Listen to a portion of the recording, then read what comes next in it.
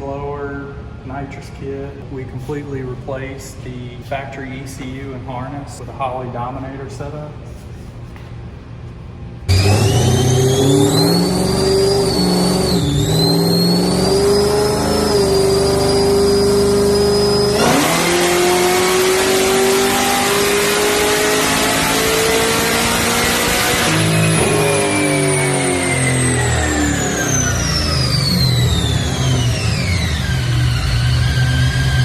We're on the dyno today with the 2010 Camaro. We just made the first pull. We're gonna get the plugs out and see what they look like.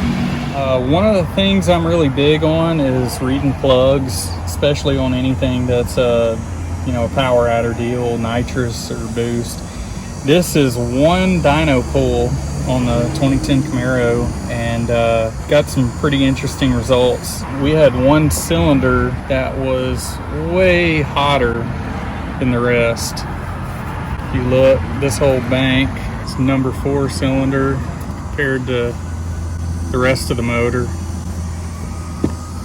And really reading plugs is the only way to tell you what's really going on. I mean, when you're reading O2s, this car has dual O2s, so you're reading a mixture, of each bank of the motor.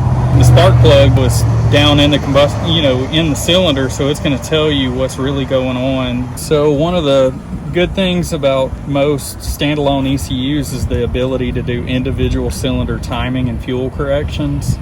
So we can add or take away fuel and timing to balance these out. But this particular cylinder is pretty, drastic in the difference. So we're going to pull the fuel rail out and try to backflow the injector, just make sure we don't have nothing going on there. The injector was sticking. That might have been why that hole got hot, and that's really super dangerous when you have one intermittently sticking, because it's getting fuel, so it'll still combust. It'll just lean out, melt stuff. Yeah, put power to it. Whoa! Got some pressure behind it. Everybody's eyes good. Hit it. All right. When we pulled the injectors on the passenger side of the motor out, and the cylinder that showed all that heat in the spark plug, just with my little homemade test rig, it seems like the injector is intermittently sticking. And I could try to clean it out, but I feel safer just getting a new injector and maybe getting this one cleaned and flowed and see if there's anything wrong with it, and just kind of save it for another day instead of risking it.